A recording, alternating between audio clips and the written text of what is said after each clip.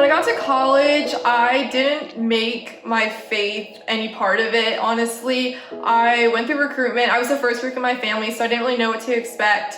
And I just knew I was looking for a good group of girls to be a part of. So 80 Pi was my first choice, and I got a bid from them, and I just knew that it was the place for me. Like, all the girls were so great, and I knew those were the type of girls that I needed to be around.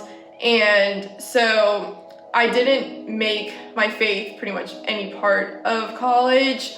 I just was so focused on school and getting good grades. And then at that time I was still dating a boyfriend from high school, and he was a year ahead of me. So he was already at LSU a whole year before I was. He wasn't involved with the church. He wasn't a Christian really at all. And so the fact that like I came to school and that he didn't do any of that, I was just so used to hanging out with him and his friends from the year before that I didn't bother to really try anything new. So I was so comfortable where I was. Like, I made a few friends in 80 Pi, but I was having trouble finding like a good friend group.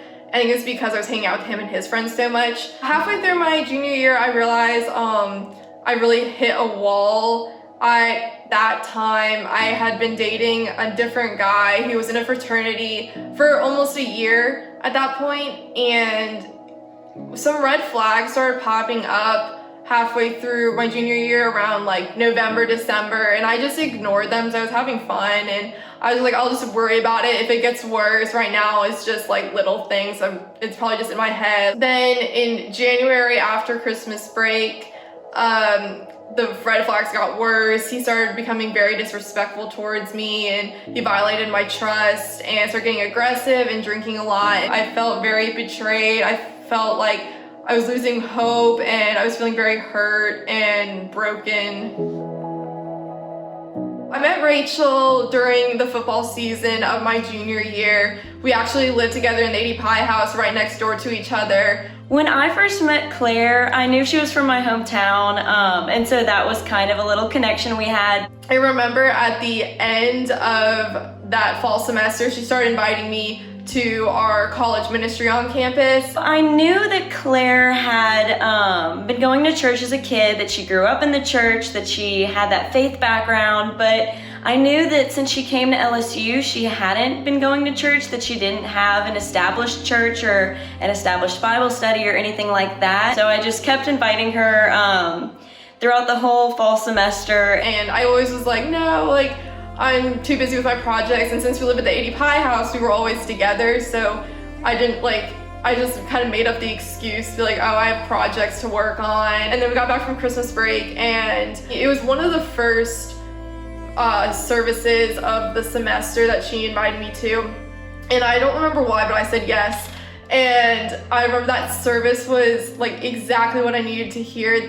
Our pastor's wife shared her testimony, and I swore like it sounded just like me. The message was about relationships and like toxic relationships, and I was like, wow, this is exactly what I needed to hear. Like, this is crazy. That was honestly the perfect opening to kind of say like, hey, I think that you might be missing this, and I think that it would really help everything you've been going through. And that's when the light went on for my faith. That's when I felt like God was really speaking to me, like, this is not where you're supposed to be. This is not who you're supposed to be with, and like not what you're supposed to be doing. After that, she started, I think probably like that same week, started up the 80 Pi Bible studies, the Greek IB studies, and I started going to them, and I loved it. And that's where I met a lot of my best friends now. I needed them. Going through that breakup, I was like, those are the type of people that I needed in my life at that time. It was really a God thing, because everything she was going through, I could kind of point it back to like, well, maybe this is what God is trying to show you. Well, maybe he's trying to say like, this isn't where you need to be anymore, you know? Looking back after that light went on, I realized like, that's not who I was. Like, I couldn't even believe that, like, I was like, that person, like, who was that? Like, it just wasn't, I knew, like, that's not me. It's just so great, like, seeing how he's worked in her life and provided that enthusiasm for her faith, and also how it shaped her entire life, how it's made her just happier, and how she reflects on everything in like a Christian lens, like a Christian worldview now, and how she's like, okay, I think this is what God is trying to tell me. I think Claire now has this hope that she didn't have before. In that toxic relationship, I definitely felt like I was at my lowest point, and I felt like God pulled me out of that pit.